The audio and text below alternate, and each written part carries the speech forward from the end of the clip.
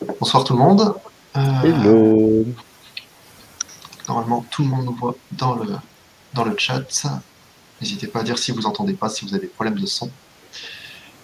Bienvenue au Human Talk d'octobre, qui sont encore à distance, euh,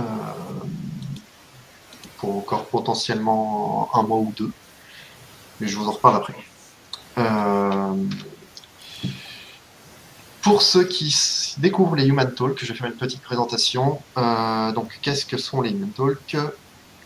C'est une conférence qui est le mardi soir, qui est ouverte à toutes et à tous, à tous les développeurs principalement, qui veulent partager leurs connaissances autour du monde du développement.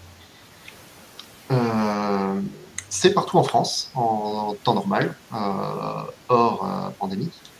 On a commencé à faire les talks à distance pendant la pandémie, et donc là, c'est encore le cas ce soir. Mais ça recommence de petit à petit à être en présentiel. Il me semble que ce soir, c'est Angers qui fait du présentiel.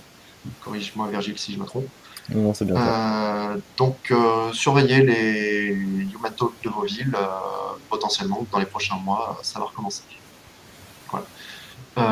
Mais concernant les lives, on va continuer au moins jusqu'à décembre. Ça sera du coup en parallèle de ceux qui vont recommencer, pour que, pour que ceux où c'est pas le cas dans leur ville puissent au moins suivre en live.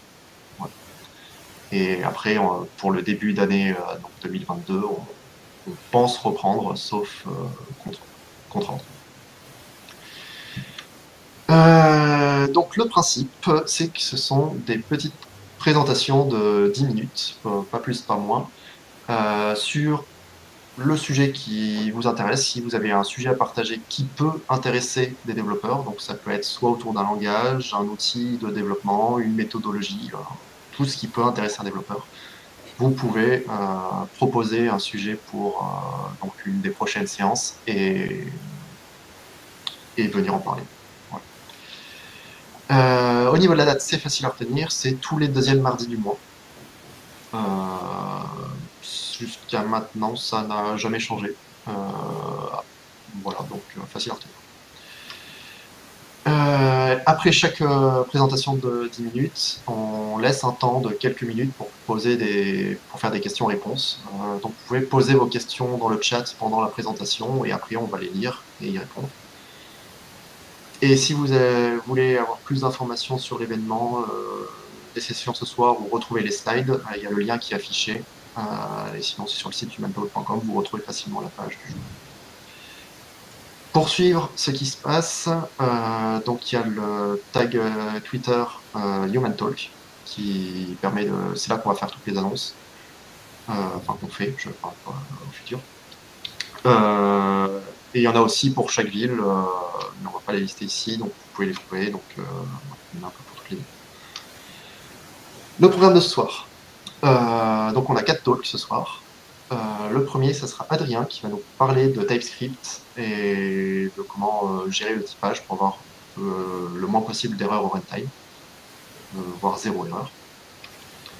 Le deuxième talk, c'est Nastasia qui va vous tenter de vous expliquer l'intérêt pour vous d'écrire un livre. Qu'est-ce que ça peut apporter, le bien. Le troisième talk, ce sera Albéric qui va vous parler d'accessibilité et comment créer une culture de l'accessibilité au sein de votre équipe. Et enfin, on va terminer avec Pierre qui va parler du serverless et comment maîtriser votre configuration Cloud Formation. Donc voilà pour le programme de ce soir. Et avant de laisser la main pour les talks, j'ai juste touché 2 mots pour un événement qui est en ce moment, qui est intéressant à connaître, qui s'appelle Oktoberfest. C'est un événement mondial qui vise à promouvoir l'open source. C'est pour ça qu'on en parle, parce qu'on pense que l'open source c'est important. Donc si l'événement vous intéresse, il y a l'URL du lien qui est en bas. Donc l'idée c'est de vous inciter à contribuer à des projets open source, soit en essayant d'améliorer le code, la documentation ou en faisant des dons aux différents projets. C'est un peu la forme de votre choix. La nouveauté de cette année, c'est que ça ne concerne pas que GitHub comme les années précédentes, mais il y a aussi GitLab qui est concerné. Voilà, donc je ne vais pas trop m'attarder dessus, mais n'hésitez pas à aller faire un tour si ça vous intéresse. Et aussi pour dire, donc Jean-Philippe, qui fait partie de l'équipe habituelle, mais qui n'est pas là ce soir, va en parler plus en profondeur jeudi midi, non, jeudi soir. Donc il y a des informations à l'écran dans un petit live autour du Oktoberfest. Voilà, donc n'hésitez pas à y aller. Voilà, donc merci pour votre présence et je vais lancer les talks. On va commencer donc par Adrien. Donc à toi l'honneur, si tu peux partager ton écran. Yes, je fais ça tout de suite. Vous voyez mon écran normalement, c'est tout. Hop, je le partage et je vais enlever les caméras des autres. Donc à tout à l'heure. Ok. Alors, bonjour à tous. Donc, moi, je m'appelle Adrien. Ça fait 1 an et demi que je travaille chez Théodo. Donc, Théodo, qui est une boîte de service, où on fait du développement web.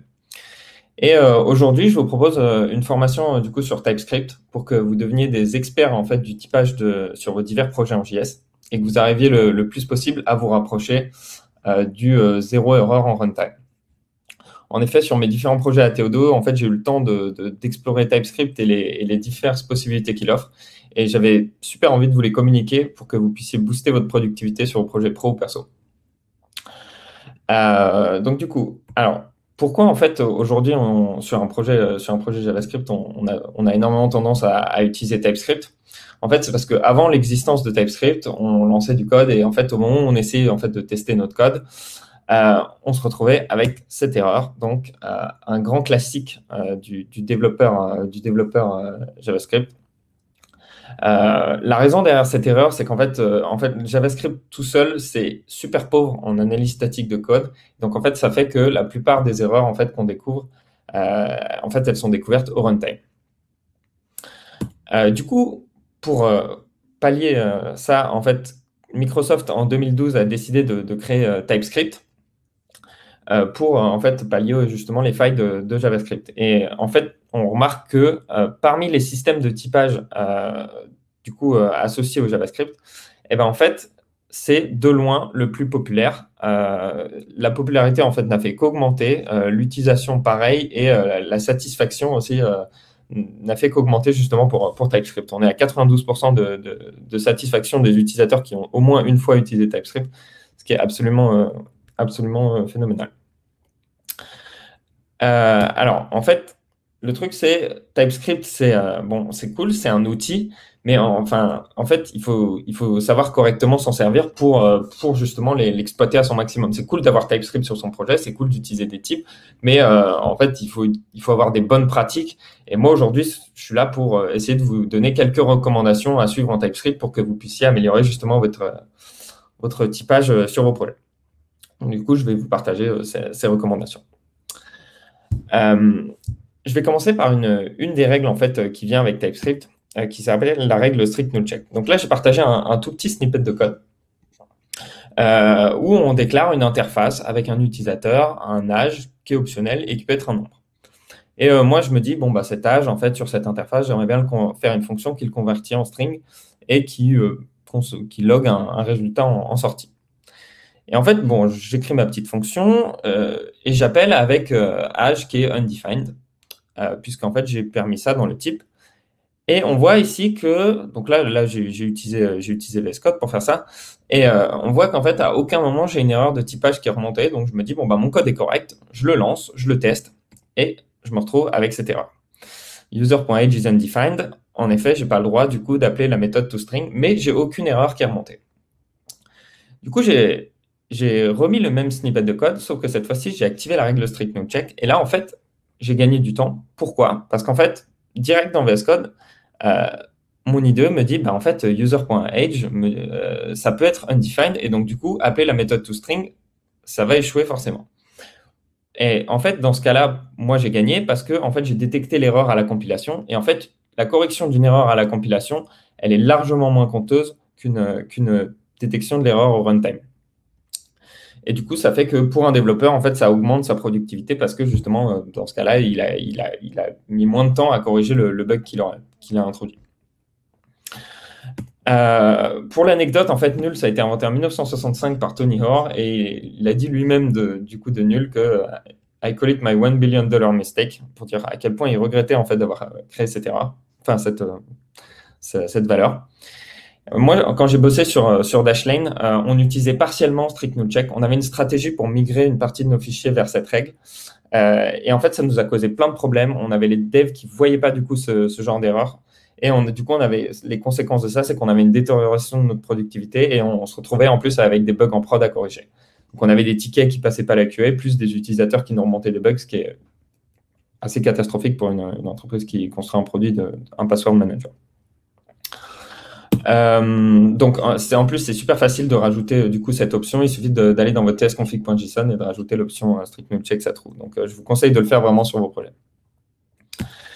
Le deuxième conseil, c'est, je vous conseillerais le plus possible, dans la mesure où c'est possible, d'éviter d'utiliser les as. Alors, qu'est-ce qui se passe en fait quand on fait un as en TypeScript?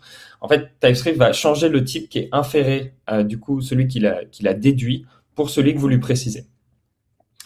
Donc, en fait, il va vous faire confiance aveuglément. Et si vous lui dites que telle variable, c'est de tel type, eh ben, il va comprendre qu'à partir de cette ligne, en fait, cette variable, elle est effectivement de ce type-là. Et ça peut vous causer des erreurs, surtout dans des environnements avec beaucoup d'effets de bord. Donc, typiquement, j'ai pris l'exemple. Donc, ça, c'est du React. Disons que j'ai un composant voiture dont je vais afficher la marque et un composant modal qui s'affiche que si la propriété visible est à true et qui va afficher le contenu des children. Et donc, je crée un petit composant qui wrap mon car component dans une modal. Donc, en fait, bon, mon composant, là, my component, il peut prendre car or undefined, qui peut être du type car ou du type undefined. Et je veux afficher, en fait, la modal que si car n'est pas undefined.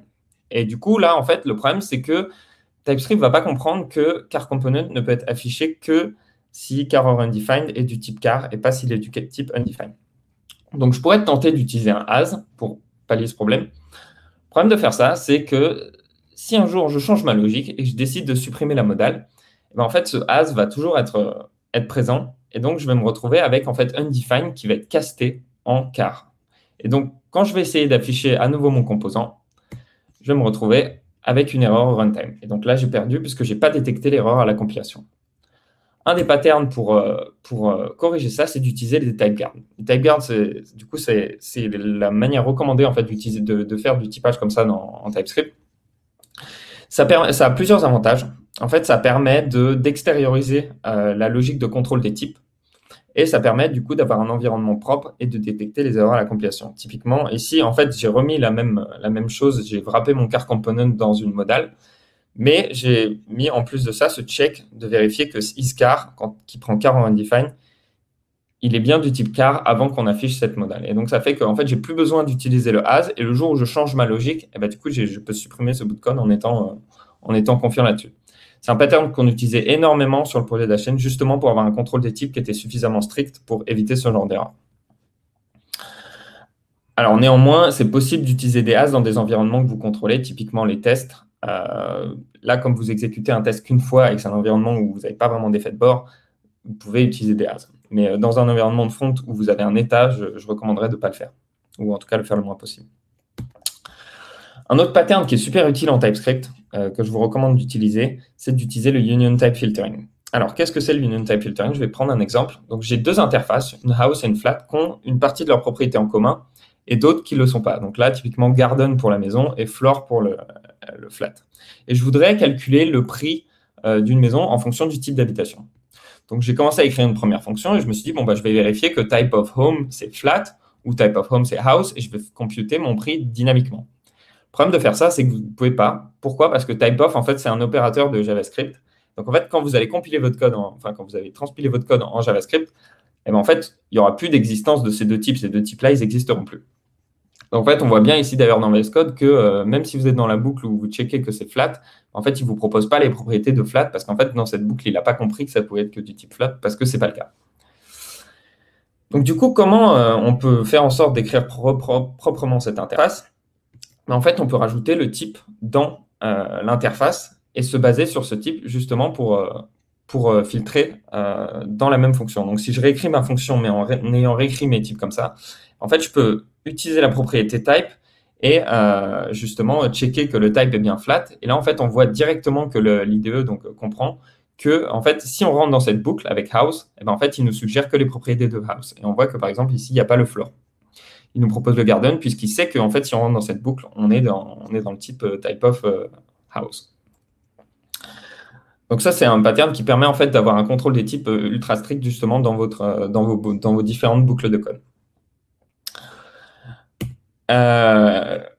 L'avant-dernier conseil que je vous donnerais justement pour contrôler mieux vos types, c'est d'éviter le plus possible de dupliquer vos types. Typiquement, ici, je voudrais typer une API, donc où on peut faire plusieurs opérations. Une opération d'update, une opération de creation, une opération de read. Ici, en fait, j'ai un problème puisqu'en fait, j'ai dupliqué toutes mes propriétés. Donc, si par exemple, je veux changer le type de description et le rendre optionnel, eh ben, en fait, il faut que je le fasse sur toutes mes interfaces. Il y a plusieurs manières de pallier ce problème. Le premier, c'est d'utiliser le base pattern. Donc, on va écrire les propriétés qu'on a tout le temps et on va extend cette interface à chaque fois qu'on veut rajouter une propriété. Donc, par exemple, pour une création, je veux rajouter le count. Pour rajouter un read, je veux juste avoir je veux avoir l'ID. Voilà. Donc, je peux étendre mes interfaces comme ça. Il y a une deuxième manière de le faire, c'est d'utiliser les TypeScript Utility Types, qui sont super utiles et qui permettent de faire des one-liners avec les types. Typiquement, par exemple, là, je veux faire le read. Je sais que quand je fais un read, je veux préciser uniquement l'ID. Quand je veux faire une création, je sais que je veux préciser uniquement le count. Quand je veux faire une création complète, je veux tous les objets sauf l'ID. Donc, j'utilise omit. Et quand je fais un partial update, je précise l'ID et toutes les propriétés sont optionnelles. Et ça nous a permis en fait d'éviter la duplication. Donc, si par exemple, je change le type du champ de description, je n'ai pas besoin de tout réécrire. Le conseil par lequel je terminerai, qui est une petite règle, mais qui est super facile à mettre en place sur vos projets, c'est d'essayer le plus possible d'utiliser tsignore. Alors, pourquoi faire ça? Donc, j'avais un projet pour un client secret dont on ne peut pas parler. Quand j'arrivais sur un bout de code existant, en fait, j'avais ce problème qu'il y avait ces deux lignes de code qui étaient devant chaque ligne. Et pour vérifier si, en fait, j'avais toujours une erreur là-dessus, j'étais obligé de décommenter ces lignes, voir si l'IDE relevait une erreur et ensuite les remettre s'il n'y avait pas de problème. Et ça m'arrivait que parfois, en fait, ce tsignore ne servait à rien. Qu'est-ce que vous pouvez faire pour remplacer ça? Vous pouvez utiliser tsExpectError.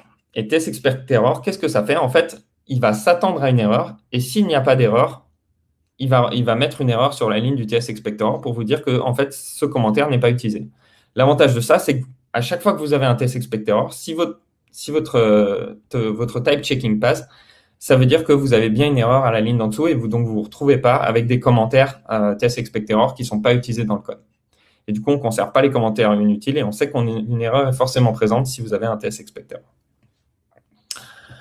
Merci de m'avoir écouté. J'espère que vous avez appris plein de choses sur TypeScript. Je n'ai pas pu parler de tout. Il y a énormément de choses qui sont possibles avec TypeScript, de construire des types avancés pour des librairies d'événements de type, etc. Et du coup, j'espère que tous les conseils que j'ai pu vous donner, ça permettra de booster la productivité sur vos différents projets. Donc, TypeScript, c'est seulement un outil et activer les options, utiliser les patterns que je vous ai présentés, ça vous permettra d'éviter un max de bugs et du coup de booster votre productivité pour les projets.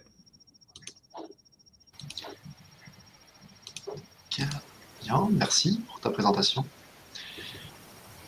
On va pouvoir commencer la séance de questions-réponses. Alors, Virgile, si tu veux les lire, je ne sais pas s'il y en a.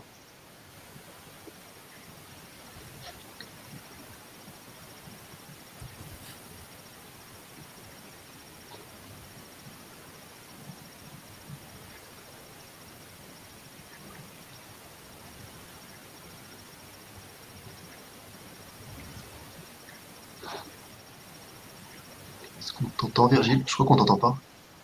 Ah, super, le syndrome du micro éteint. Non, je disais que du coup, il y avait une petite question sur le pattern matching en TypeScript, à laquelle un lien GitHub a été la réponse. Mais en tout cas, c'était super intéressant. Moi, ça me fait penser à mon boulot. On commence à passer tous nos projets Angular, du coup, on les strictifie. Donc, tu as présenté une règle stricte. Donc, voilà, il existe tout plein d'autres règles pour strictifier le code. Et c'est vrai que c'est un peu un coup à choper une syncope quand tu dis ça sur un projet existant parce que tu te retrouves avec tout plein de lignes de code qui cassent à cause des règles strictifiées, quoi. Donc, Yes. ça prend un peu de temps sur un projet existant, mais en vrai, c'est rentable de fou de passer son code en strict. Ouais, effectivement, j'en ai présenté qu'une. J'en avais d'autres dans les slides que j'aurais pu présenter. Effectivement, en fait, même dans les releases, actuellement, la dernière release, par exemple, ils ont proposé une option justement, enfin, pareil, strictifie l'écriture des types. Mm. Permet justement d'éviter ce genre d'erreur en runtime. Moi, c'est une check access en property ou un truc comme ça. Et ouais, en fait, bah pareil, en fait, la librairie est super active. En fait, c'est ça que aussi l'intérêt d'utiliser TypeScript, c'est qu'elle est super régulièrement mise à jour. Il y a plein de nouvelles features à chaque release. Et c'est pour ça que n'importe quelle personne, en fait, travaillerait en JavaScript, je lui conseillerais de passer à TypeScript. Et on a rencontré ce genre de problème de migration de règles. On a tenté plusieurs stratégies, les passer en warning, avoir une partie des fichiers qui étaient compatibles et ajouter automatiquement les nouveaux fichiers qui deviennent compatibles, mais en pratique, pour mettre en place un boulot actif de passer sur tous les fichiers et les corriger, c'est extrêmement difficile de faire ce genre de migration sur des projets existants. Donc, il vaut mieux les activer dès le début, comme ça, c'est pas de problème. Merci beaucoup pour ton retour. Je vois qu'il n'y a pas d'autres questions dans le chat. Juste un petit commentaire pour rebondir. Il y a un repo qui a été développé par Airbnb qui s'appelle TS Migrate et qui permet de migrer un projet JavaScript vers TypeScript en mettant en fait plein d'erreurs, plein de TS expect error justement. Et comme ça, on a plein de TS expect error et on peut migrer petit à petit vers TypeScript sans erreur, plutôt que de le mettre en warning ou des choses comme ça. C'est vrai, néanmoins, alors les TS expectorants, effectivement, ça fonctionne. Le problème, c'est que si par exemple tu as n'importe quoi, mais tu as un composant qui utilise un hook, qui a un gros TS expectorant et que ce hook est utilisé à plein d'endroits, en fait, ça nécessite quand même un boulot actif de migration parce qu'il faut repasser sur tous les fichiers, parce que tu vas enlever un TS expectorant, du coup, tu vas être obligé d'en enlever un autre. Donc, en fait, si tu as des hooks qui peuvent être un peu tentaculaires, bah, ça peut redescendre très très vite vers plein de fichiers à modifier en fait, et à corriger. Donc, la correction peut être coûteuse. Quoi. Donc, c'est des tickets d'aide technique à embarquer. Quoi. Pas gratuit. Yes. Comment t'as dit qu'il s'appelait, repo, Pierre? TS Migrate, je crois.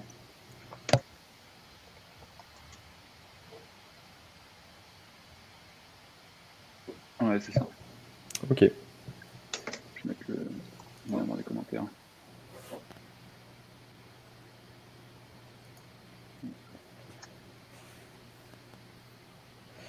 Je vois qu'il y a une question de Nolwenn qui dit: en plus de vérifier les null and define, est-ce que c'est pas mieux d'avoir des types sans ces cochonneries? Je sais pas si. Ouais, alors.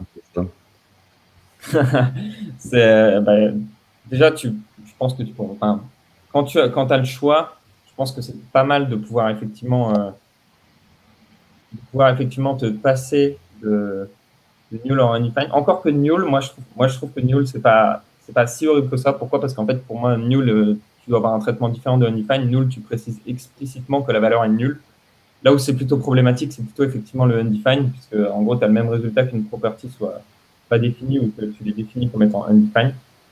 Encore que maintenant il y a aussi des règles pour corriger ça en TypeScript.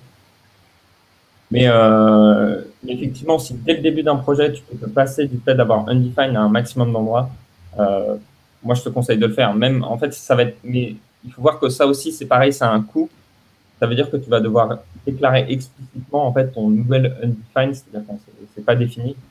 En fait, ça aura un coût, pareil, au jour le jour où tu vas définir ton propre undefined. Tu pourras faire du strict type checking dessus, mais voilà, ce sera un coût tous les jours, mais si ça te permet d'éviter des bugs en prod, je te conseille de le faire effectivement. Merci pour ta réponse. Je vois pas d'autres questions. Je pense qu'on va pouvoir enchaîner sur le deuxième talk. Je sais plus dans quel ordre tu les avais mis, Yannick. C'est Nastasian, il me semble.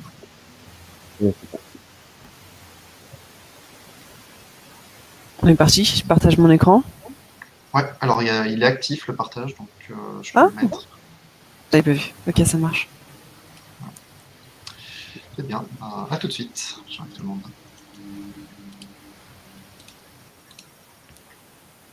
Ok, c'est parti. Du coup, ce soir, j'avais envie de vous parler un petit peu des bénéfices à rédiger un ouvrage technique.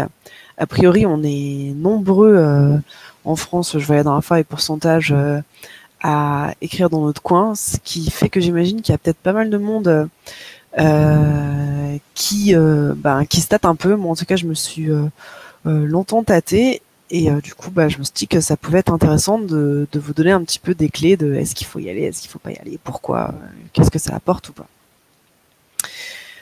Alors, je vais me présenter assez rapidement. Je m'appelle Nastasia et je suis ingénieure en machine learning. Donc, ingénieure en machine learning, ça veut dire que ma spécialité, c'est de mettre en production des outils, des systèmes prédictifs. Ça m'a permis en fait d'écrire un guide qui s'appelle l'apprentissage automatique dans la vraie vie, qui est disponible sur la plateforme Leanpub, donc je l'ai auto-publié, et qui raconte un peu ce qui a marché dans mon cas, ce qui n'a aussi pas marché techniquement et d'un point de vue organisationnel pour arriver en prod ou pas quand on fait du machine learning, arriver en prod et puis aussi sécuriser tout ça, faire en sorte que ça ait de la valeur, tout ça. Et comment est-ce que c'est né? C'est né en fait parce que j'ai mon chef qui à un moment donné m'a demandé de rédiger un document sur le machine learning en prod.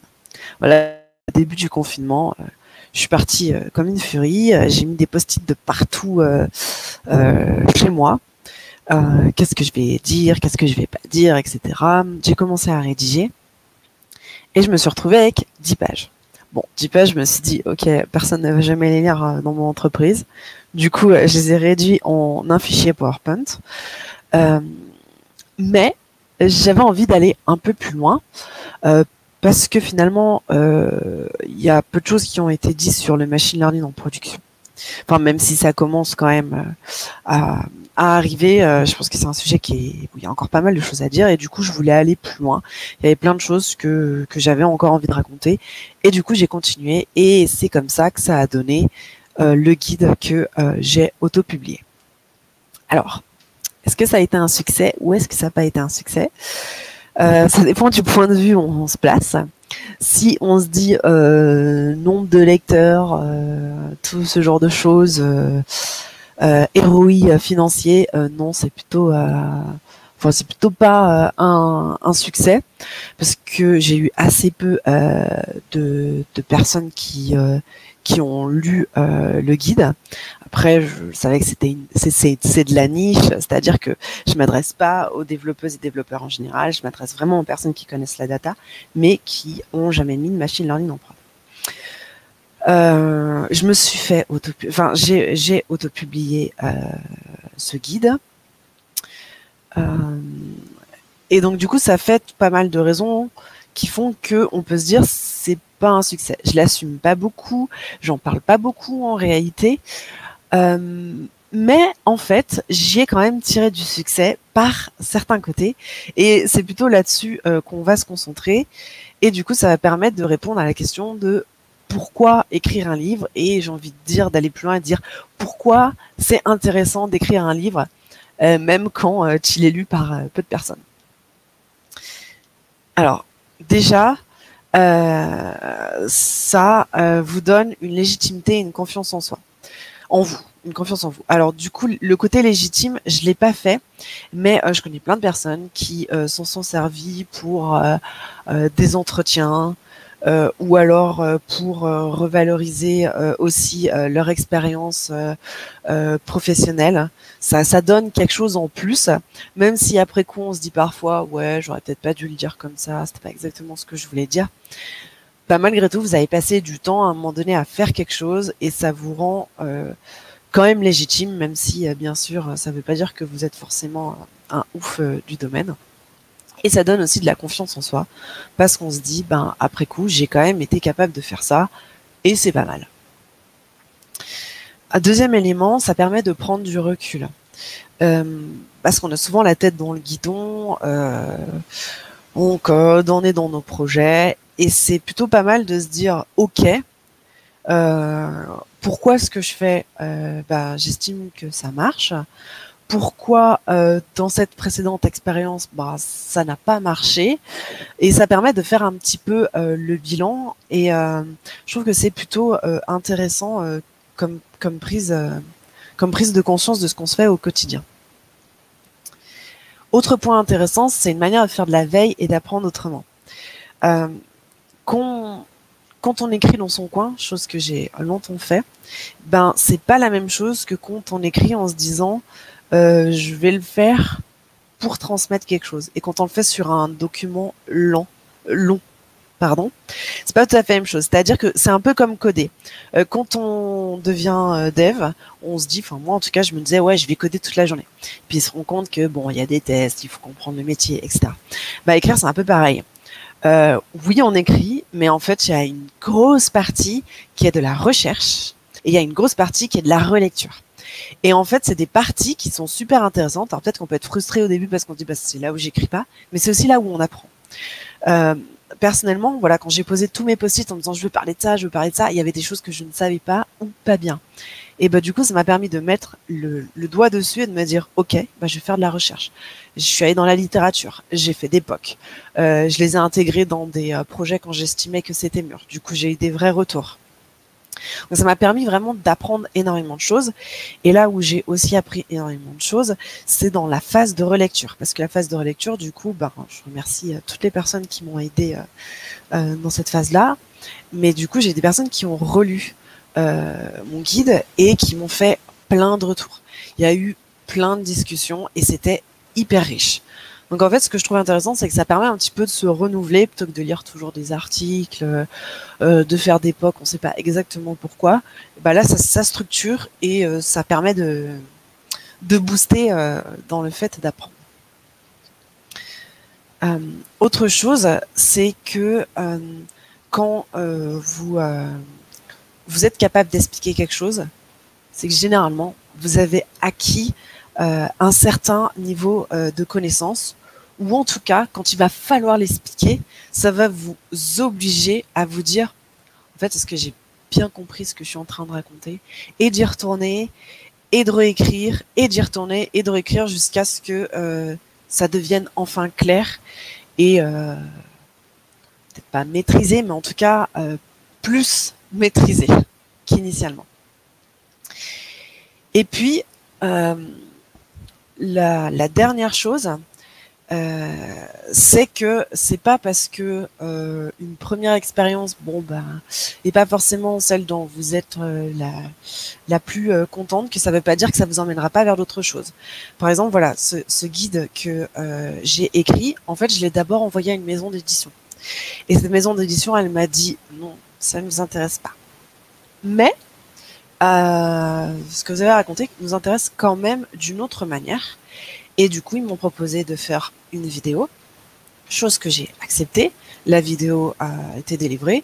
Et puis, on a convenu de l'écriture d'un livre, publié cette fois-ci donc par une maison d'édition, et qui est aujourd'hui en phase de relecture.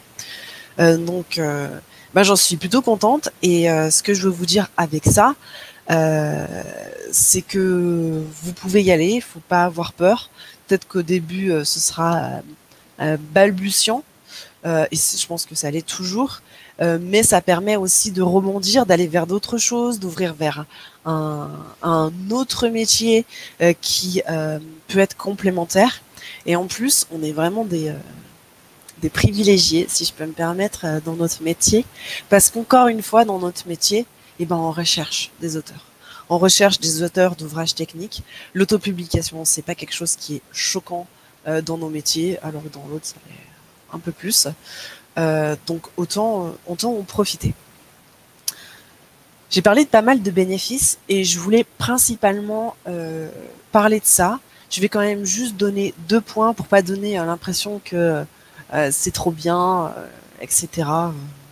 On apprend tout plein de choses. Oui, c'est vrai, mais il y a aussi le fait que ça demande beaucoup de temps. Ça demande beaucoup de temps et ce temps-là, il s'effectue plutôt comme un marathon. C'est-à-dire que on peut pas faire un sprint en disant pendant 15 jours, j'écris comme une débile à la fin c'est bon, je release et puis on n'en parle plus jamais. Non. Pour vous donner une idée, le guide que je te publié, j'ai passé 1 an dessus.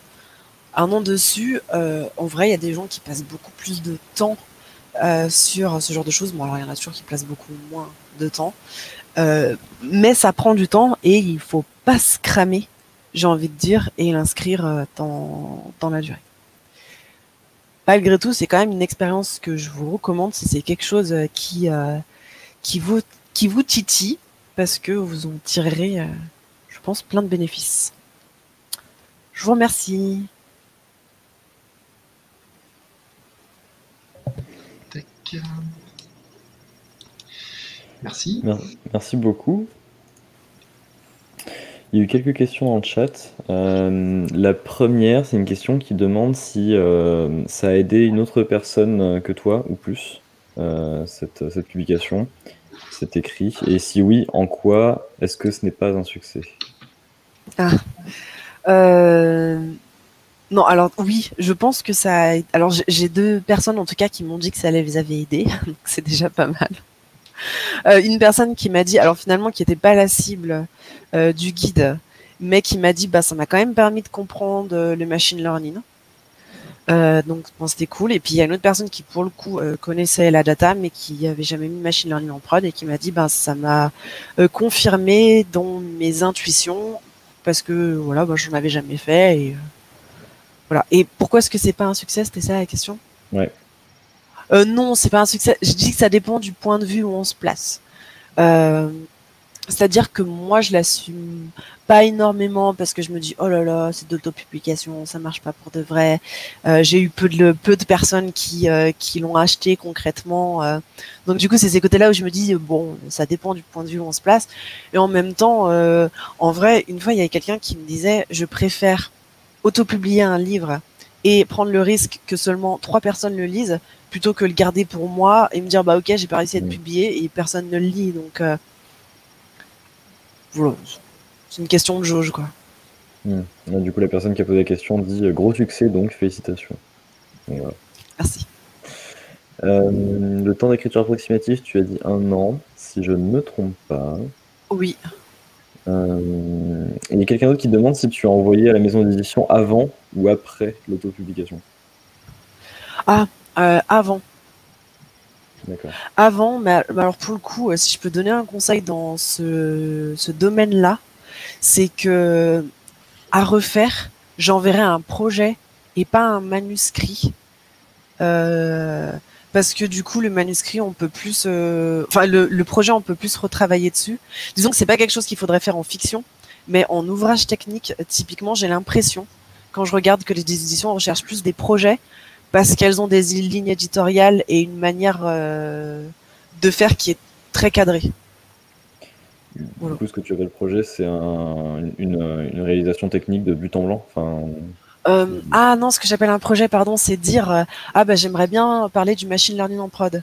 D'accord. Et là, elles vont dire ok, mais alors nous, on l'envisageait plutôt comme ça, dans notre ligne éditoriale, c'est plutôt comme ça, plutôt que d'envoyer un manuscrit que vous avez entièrement écrit et qui va moins correspondre à la ligne éditoriale. Alors, je pense que c'est pas du tout vrai en fiction, mais je pense que c'est vrai en ouvrage technique, de mon expérience. Pour une maison d'édition, c'est intéressant justement d'avoir un projet comme ça qui est entre guillemets plus une ébauche que quelque chose qui a déjà été un peu travaillé.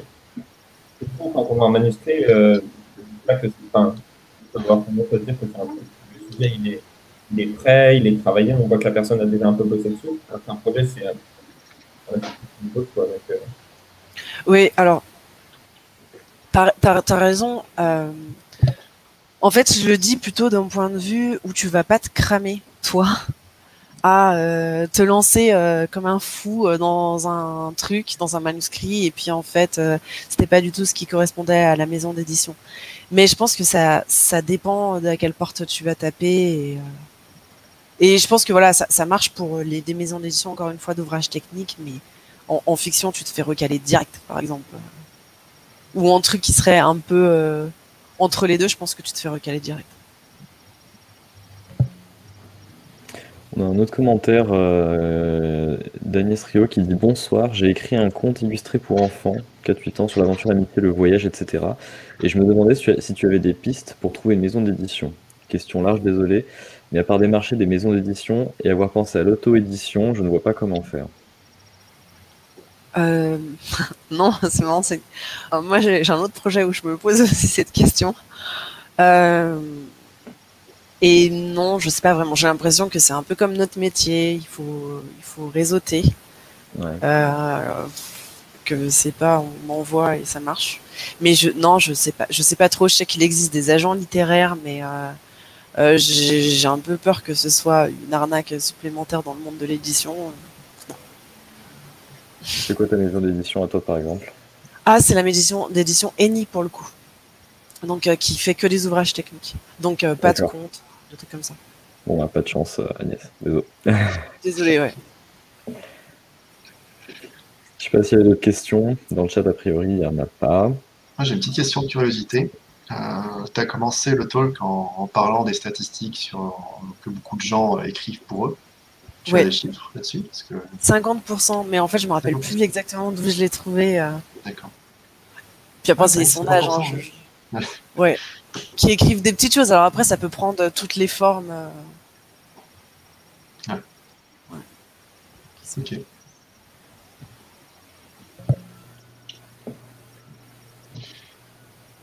Merci beaucoup. Je pense qu'on va pouvoir envoyer le talk suivant. Ouais. Ok. Alors, je sais plus par contre là dans quel ordre j'avais mis. C'est Albéric ensuite. Pour créer une culture d'accessibilité numérique. Tac tac, je mets ton écran et je vous enlève. À tout à l'heure.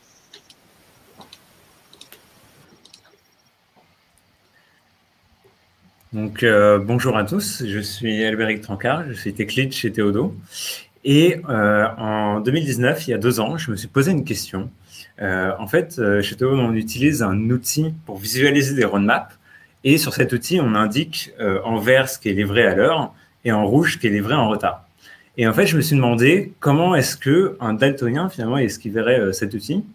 Et en simulant avec une extension Chrome, je me suis rendu compte que, en fait, sans légende, ça n'a pas trop de sens. Et c'est cette question, en fait, qui m'a mené au sujet de l'accessibilité de manière générale. Donc, l'accessibilité, c'est le but de rendre tout système utilisable par tout le monde, y compris les gens en situation de handicap. Donc, il y a 4 grands types de handicap.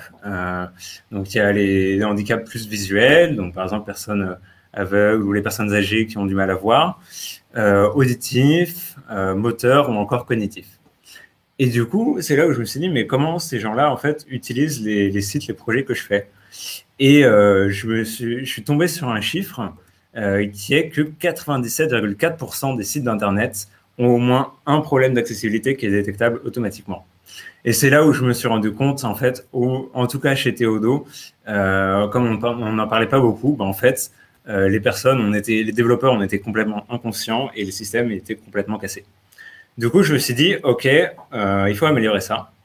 Et donc, je vais vous parler un peu de cette histoire. Donc, la première difficulté qu'on rencontre quand on veut améliorer l'accessibilité, c'est que déjà, on ne se rend pas compte de ses propres erreurs. Et donc, pour ça, la solution, c'est de sortir de sa bulle. Donc, en s'abonnant à des comptes Twitter, en lisant des articles, en regardant des vidéos, on va découvrir d'autres façons d'utiliser le web et on va vraiment s'ouvrir l'esprit sur ce qui se passe. Et ça va vraiment nous tirer vers l'avant.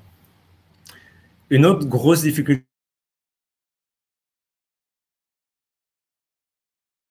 chez Théodo, on était 2 à vouloir tirer les sujets et en 2019, on était 120, donc 90 développeurs. Du coup, on se dit, wow, comment est-ce qu'on va faire pour rendre tout ça accessible? Eh bien, en fait, ce qui a marché, c'est on a commencé à en parler autour de nous. La première action qu'on a faite, c'est d'afficher dans les toilettes des posters sur les actions pour comment concevoir pour des handicaps. Aussi, par exemple, tous les lundis, on a une réunion avec toute la boîte. Et ce qu'on a fait, c'est qu'on en parle régulièrement. Un autre truc, une autre action qui a bien marché, c'est de mettre les gens en situation. Un argument qui marche bien, c'est que, a priori, on va tous avoir un jour ou l'autre 60 ou 70 ans et qu'à cet âge-là, le corps commence à mal fonctionner. Et donc, ce qu'on a fait, c'est qu'on s'est dit, OK, si tu le fais pas pour les autres, au moins fais-le pour le futur toi. Donc là, on a encore refait des affiches où en fait, on a pris les photos de notre dirigeant, donc ça, c'est notre CTO. On les a vieillis et on a fait une campagne de sensibilisation comme ça. Ou encore, on a fait des ateliers où on simulait une page web avec une vision déficiente quand on vieillit. Et ça, en fait, ces différentes actions, ça fait qu'aujourd'hui, on est beaucoup plus nombreux à tirer le sujet et donc au niveau motivation, c'est quand même mieux et en plus, on peut faire plus de choses. Donc là, on passe un peu au niveau 1 où finalement, il y a des gens qui s'intéressent au problème, on met le système en mouvement, voilà, ça commence à bouger. Les difficultés qu'on a rencontrées à ce moment-là, c'est on n'a pas de temps consacré à l'accessibilité parce que pour les clients, c'est pas forcément une priorité. Du coup, dans ces cas-là, il n'y a pas le choix. Faut aller voir le top management, les décideurs, et arriver à les convaincre. Donc, l'argument sociétal, malheureusement, il ne marche pas toujours avec les décideurs. Par contre, les deux qui marchent bien, le premier, c'est l'argument légal. C'est-à-dire qu'aux États-Unis, c'est obligatoire pour tous les sites web. Dès que vous vendez, même un site français, dès que vous vendez aux États-Unis, c'est obligatoire pour votre site. Et les amendes sont assez élevées. En France, c'est obligatoire que pour les services publics et les entreprises de 250 millions de CA. On est un peu plus gentil, c'est 10 000 € par site par an. L'autre argument, c'est l'argument commercial. Par exemple, chez Théodo, on a 5 clients en 2020 qui nous ont demandé de faire un site spécifiquement accessible, contre 0 en 2019 et c'est encore plus en 2021. Si vous avez une entreprise dans le milieu médical, eh bien, il y a aussi un risque de bad buzz si jamais votre site n'est pas accessible pour vos clients. Et un autre argument, c'est que c'est une taille de la population qui est non négligeable puisque l'INSEE relève que 15% des Français sont touchés par au moins un handicap et on considère que c'est un internaute sur 10. Et donc, à partir de ça, en fait, on arrive à convaincre les décideurs et on peut inscrire finalement l'accessibilité dans les objectifs. Donc, par exemple, nous, on s'est donné un objectif de sortir 10 projets en 2021. Et du coup, ça tire les résolutions de problèmes, on alloue des moyens et ça fait avancer les choses. Un autre problème qu'on a à ce niveau-là, c'est qu'en fait, on se rend compte qu'on code très mal et que les autres autour de nous codent très mal aussi. Donc là, il n'y a pas le choix. En fait, faut se former et former les autres. Et donc, nous, ce qu'on fait qui marche plutôt bien, c'est quand un projet commence, en fait, on va prendre les développeurs de ce projet et en fait, on va faire un geste avec eux. On va prendre une page web et on va faire la checklist avec eux pour voir si cette page est accessible. Et en fait, apprendre à vérifier si une page est accessible, ça donne déjà plein d'éléments de base pour avoir les bons réflexes pour la suite. Donc, une fois qu'on a fait ça, on arrive à un niveau où, en fait, on est en train de s'améliorer. On a des personnes qui sont engagées, qui sont activement en train de tirer le sujet. On arrive à faire des projets accessibles, mais par contre, on n'arrive pas à le faire de manière consistante et pérenne. Et donc là, c'est l'état où on est aujourd'hui chez Théodo, et on vise bien sûr le niveau d'au-dessus, qui est arrivé à faire des choses accessibles tout le temps. Et donc là, ce qu'on est en train de travailler, c'est la difficulté qu'on rencontre, c'est déjà, on a beaucoup de développeurs qui nous disent c'est douloureux, c'est assez coûteux à mettre en place. Notre retour d'expérience, c'est qu'en fait, il faut pas réinventer la roue, il faut faire bien dès le début. C'est-à-dire que si on fait bien dès le début, ça va être beaucoup plus facile que ensuite corriger plein de problèmes après. Et en utilisant des librairies déjà accessibles et en évitant de recoder les composants from scratch, eh bien, on va gagner beaucoup de temps. Donc ça, Rich UI, c'est un exemple de composant React accessible où on a uniquement à remettre le CSS par-dessus. Donc ça, c'est une des choses sur lesquelles on travaille, c'est faire mieux en avant. Une autre difficulté qu'on a à ce niveau-là, c'est qu'on arrive à faire un site accessible à un instant T, mais en fait, il casse le lendemain parce que un développeur n'a pas fait gaffe et il a cassé, par exemple, la navigation au clavier, par exemple. Eh bien, ce qu'il faut faire à ce moment-là, pour arriver à quelque chose qui est pérenne, il faut revoir en fait tous les processus d'un projet du début à la fin et se dire comment est-ce que je peux inclure l'accessibilité dans ce processus. Donc là, quelques idées. Au niveau commercial, ça peut être sensibiliser le client en amont. En architecture, on a dit donc choisir des libs accessibles. Design, on peut tester avec des personas en situation de handicap. On peut aussi intégrer l'accessibilité à la démo. et l'intérêt finalement à la validation des tickets au fur et à mesure. Un autre truc cool, c'est de mettre en place des audits réguliers et aussi d'intégrer des linters et des tests automatiques dans la CI. Donc ça, c'est quelque chose sur lequel on est en train de travailler, c'est effectivement l'intégrer à tous les processus de vie d'un projet. Un petit focus sur les tests automatiques. Il y a une librairie qui s'appelle Axe, qui ensuite peut être utilisée par plein de frameworks de test front comme Jest, Cypress, qui en fait, en quelques lignes de code, vraiment 2-3 lignes de code, vous permet de trouver automatiquement 25% des problèmes courants d'accessibilité sur votre code. Donc ça, c'est assez pratique et assez facile à mettre en place.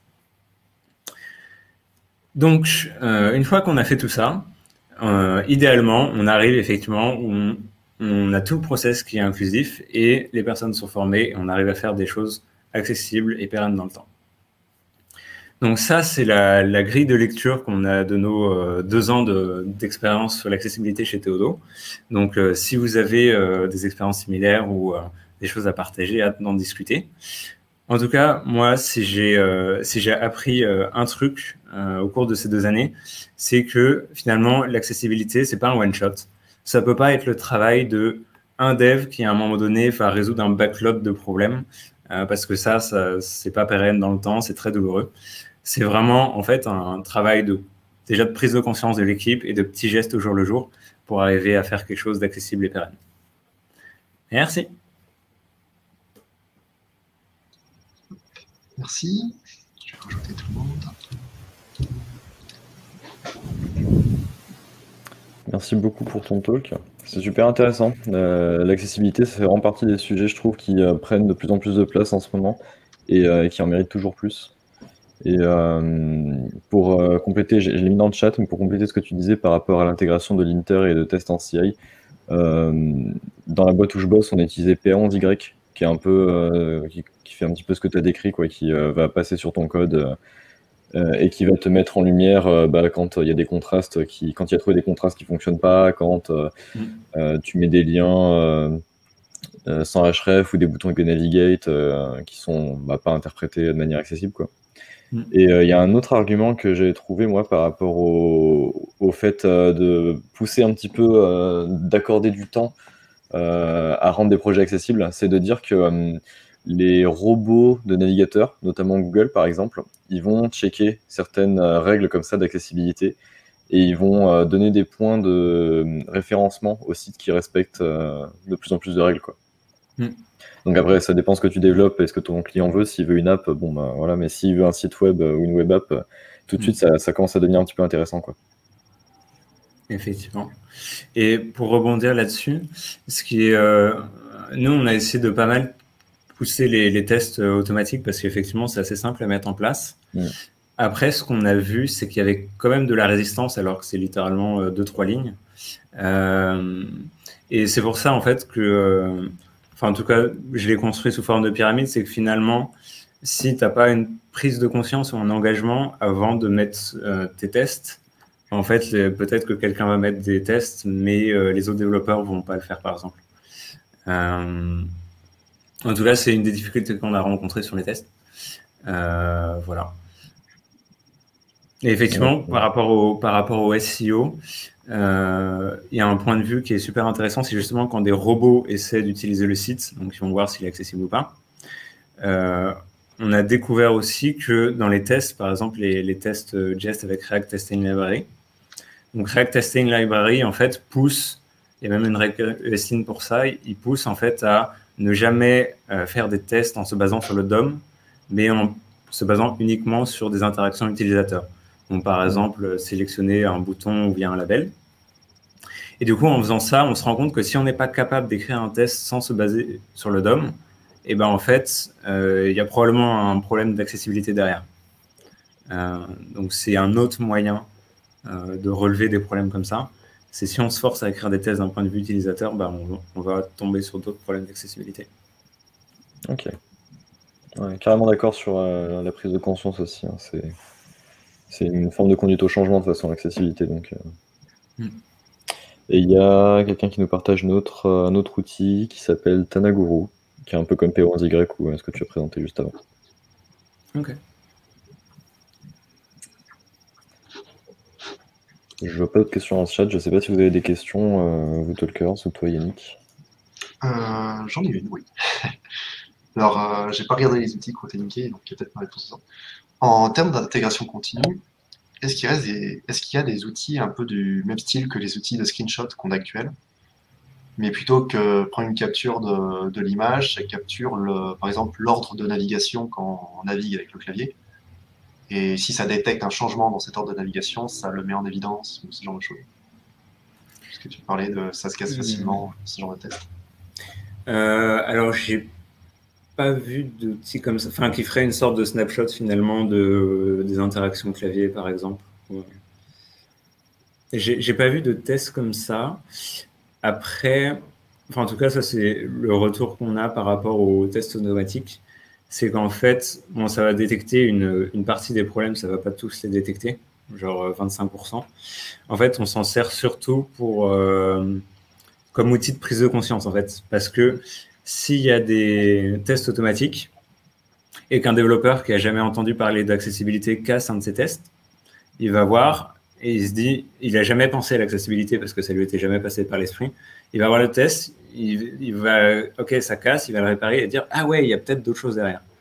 Parce qu'effectivement, avoir des tests automatiques, ça arrivera jamais pour l'instant, enfin, avec l'état des tests automatiques, on n'arrivera jamais à faire un site accessible uniquement sur la base de ça.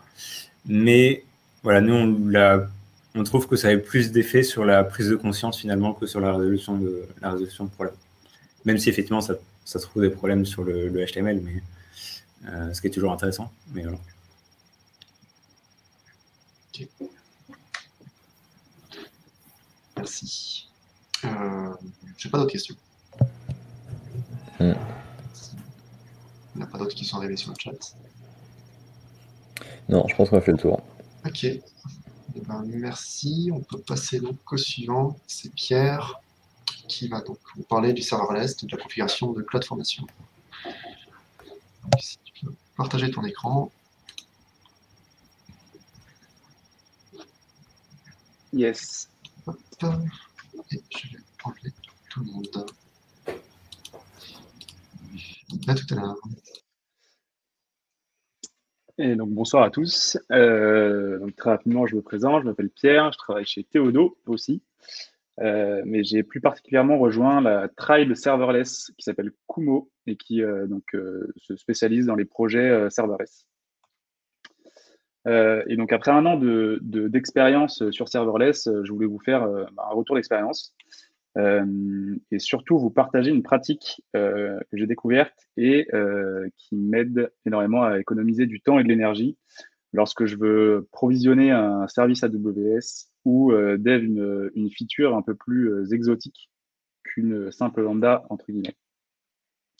Je vais décomposer ma présentation en 3 parties. Je vais essayer d'être très rapide sur l'introduction de serverless, du framework, comment ça fonctionne. Ensuite, je vous partagerai un pain point que j'ai observé et qui a failli me décourager très rapidement. Et enfin, je vous partagerai un conseil justement pour contourner ce fameux pain point. Alors, le paradigme serverless, c'est un paradigme dans lequel le fournisseur de serveurs gère dynamiquement les ressources allouées au serveur. Ça veut dire que en fait, on va payer uniquement pour la ressource qu'on utilise. S'il y a plein de requêtes s'il n'y a aucune requête qui est envoyée vers le serveur, on va pas payer. On paye uniquement pour la requête et la data qu'on stocke.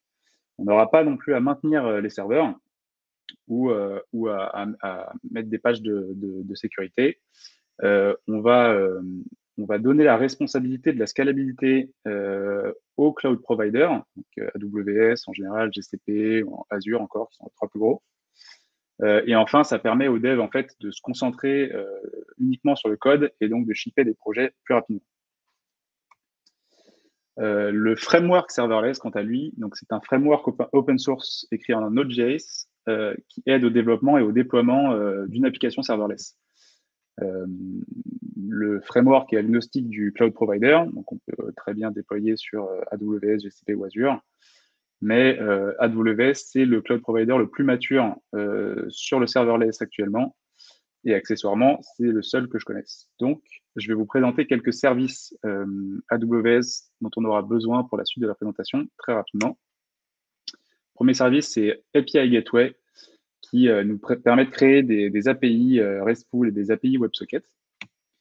Ensuite, on a DynamoDB, qui est la base de données non relationnelle d'Amazon.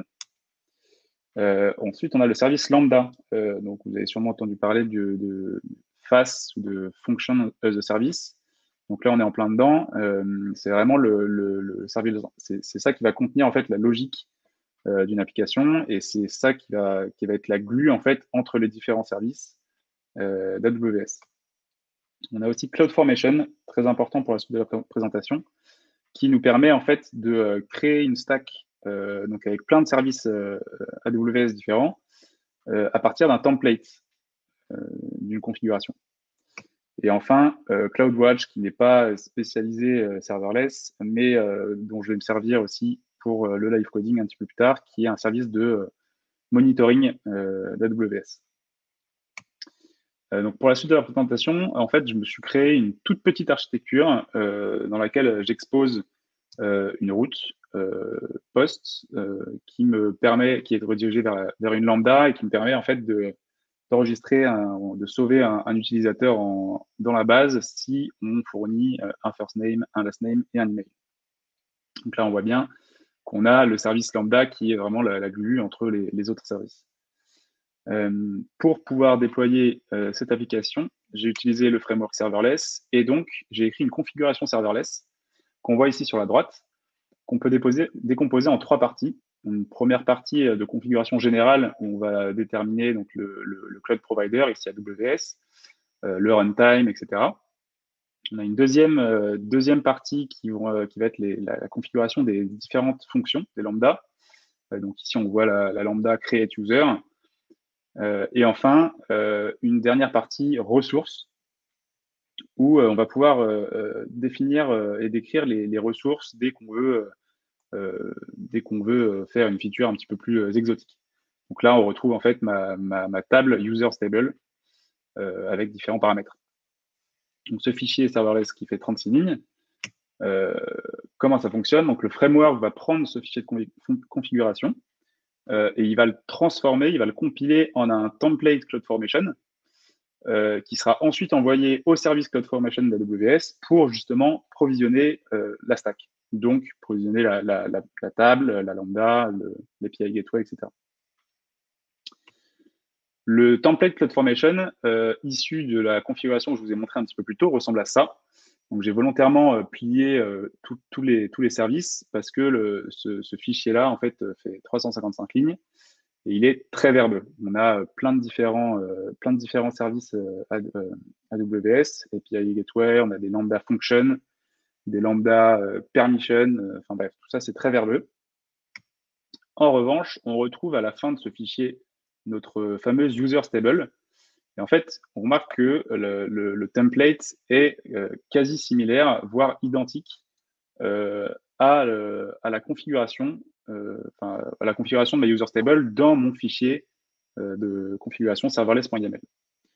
Donc en fait, c'est vachement intéressant parce que si on arrive à connaître, à déduire le template CloudFormation d'une ressource, dans ce cas-là, il est très facile de la répliquer dans notre fichier de configuration serverless et tout va bien se passer. Mais c'est la question. Par où on commence pour aller trouver en fait notre template CloudFormation d'une certaine ressource? Donc pour faire ça, au début et encore même aujourd'hui, ça m'arrive d'aller chercher sur Google pour demander des templates. Mais comme la techno serverless est relativement jeune, on a le service Lambda, je crois, qui date de 2014, 2015. Déjà, on risque de trouver très peu d'articles, voire pas du tout d'articles, ou alors des articles obsolètes. Et en tout cas, on n'a aucun article ou très peu d'exemples de template CloudFormation un peu on the go qui répond exactement à notre besoin. On a en revanche une valeur un petit peu plus sûre, qui est la documentation du service CloudFormation, qui explique très bien comment fonctionne tous les services et comment on peut les provisionner. Le problème, c'est que par expérience, quand on arrive là-dessus, il y a plein de services qui dépendent des autres et on se retrouve très rapidement à avoir une quinzaine d'onglets ouverts et ne plus savoir quoi en faire et être perdu dans toute cette doc. Donc, ça devient très vite un cauchemar de trouver le template CloudFormation des services qu'on veut déployer. Il faut aussi trouver les services. Ça peut être une source de démotivation et de frustration. Et surtout que pendant la recherche, lorsqu'on recherche comment provisionner les différents services, on voit pas mal d'articles en revanche qui nous proposent de le faire, qui nous montrent comment le faire, des tutos, qui nous montrent comment le faire dans la console AWS. Donc, c'est pas très pratique quand on veut partager les configurations et du code avec une équipe. En revanche, il y a une solution, et c'est mon type. En fait, j'ai découvert le AWS CLI, qui a un outil, donc interface en ligne de commande, qui nous permet de gérer nos services AWS. Donc, il peut entre autres provisionner aussi des services. Mais c'est pas ce qui nous intéresse ici. Ce qui est très intéressant dans AWS CLI, c'est qu'on peut récupérer une configuration d'une ressource après l'avoir, par exemple, provisionnée depuis la console AWS. Et enfin, on a la documentation. Donc, en fait, en regroupant ces trois choses-là, eh ben, on peut facilement retrouver une configuration nécessaire pour une feature. Voilà. Et je vais vous faire un petit exemple, si j'ai un petit peu de temps encore. Tac, tac. Voilà.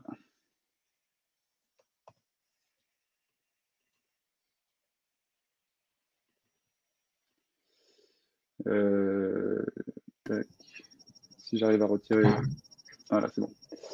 Donc, je vous ai dit, donc j'avais, ça c'est ma configuration serverless. Si, je vais le faire très rapidement, si par exemple je veux rajouter un dashboard qui existe donc, dans le service de monitoring d'AWS, si je veux rajouter un dashboard, je ne sais pas par où commencer pour retrouver vraiment la configuration que je dois mettre ici. En revanche, dans le CloudWatch, je peux très facilement créer un dashboard, donner un dashboard avec un mot test par exemple, et c'est la console qui va me proposer plein de choses que je n'aurais pas imaginé programmatiquement. Ici, je peux choisir les métriques.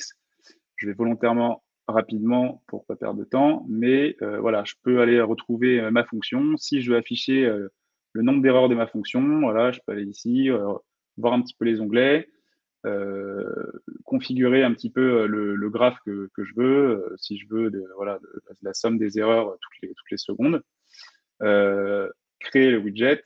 Une autre feature, par exemple, je vois ici que je peux agrandir le widget, c'est dur à trouver programmatiquement. Et enfin, Save Dashboard. Et donc là, j'ai mis en place dans ma console un dashboard. Et ensuite, avec le CLI d'AWS, on peut récursivement aller chercher de l'aide et voir, par exemple, que le CLI nous propose plein de différents services, et notamment ici, CloudWatch qui peut nous intéresser, si je le retrouve, là, ici. Et donc, récursivement, en fait, aller faire AWS CloudWatch, refaire help, etc. Donc, vous avez compris, je ne vais pas le faire en entier. Ici, on peut voir un get dashboard qui peut nous intéresser. Hop. Et enfin, avoir une commande, du coup, pour aller récupérer la configuration de notre fameux dashboard. Donc là, j'ai mis cette configuration-là. Je peux la montrer même directement ici. Donc là, j'ai récupéré ma configuration de mon dashboard que je viens de provisionner dans CloudWatch. Il aurait été très compliqué et très long de retrouver exactement cette configuration-là via la doc. Et donc, grâce à ça, eh ben, je peux tout simplement récupérer mon template et avec un petit peu d'aide de la doc CloudFormation, rajouter ma config de dashboard directement dans ma config serverless. Et ensuite déployer ça. Ah oui, pardon, il faut évidemment supprimer maintenant le dashboard que je viens de créer. Si je le retrouve, delete dashboard, delete. Et je peux enfin déployer mon infra, ma stack. Et donc, voilà. Quand tu affiches la console, est-ce que tu peux la zoomer un petit peu? Il y a des gens qui ne la voient pas très bien dans le chat. Ouais. Nickel, merci. Donc voilà, j'ai fait toutes mes commandes et là donc je déploie mon service et en fait on va retrouver exactement le même dashboard après dans ma Stack CloudFormation ou même dans ma console. Et voilà. Et donc pour finir, je vous ai montré un exemple assez simple avec un seul dashboard à mettre en place, mais cette pratique m'a énormément aidé pour mettre en place un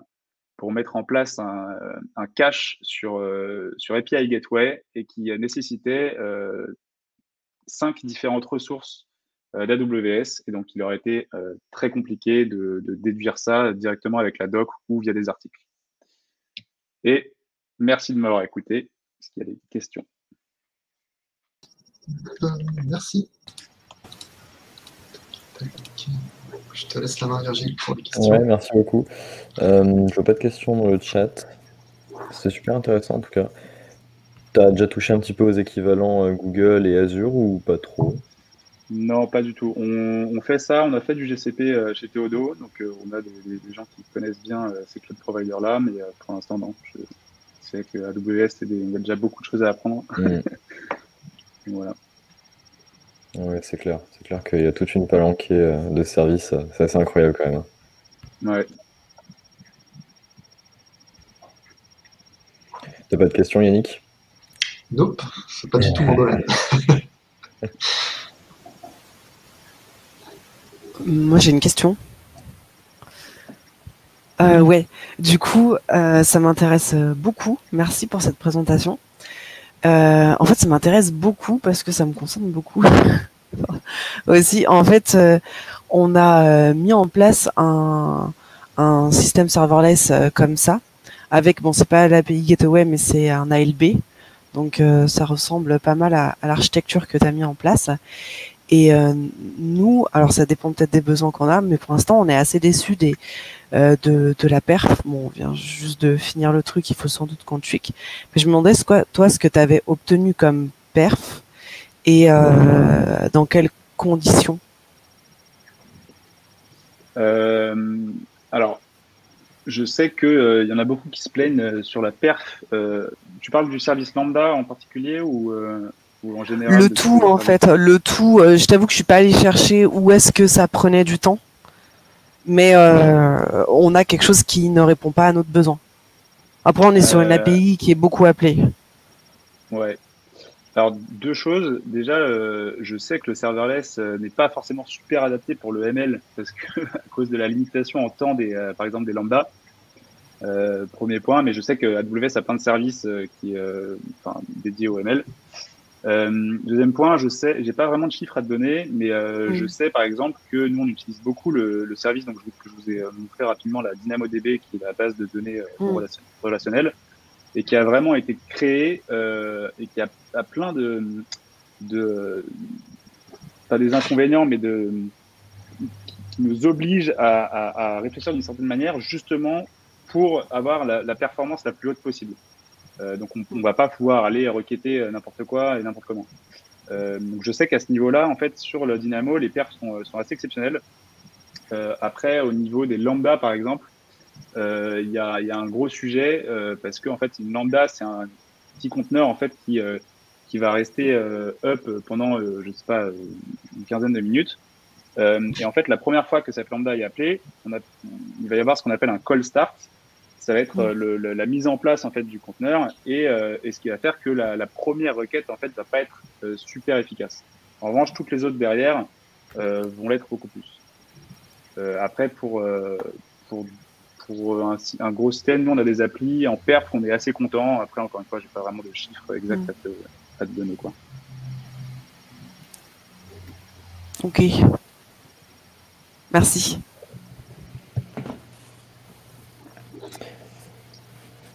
Eh bien, je pense qu'on a fait le tour. Je vois toujours pas de questions dans le chat.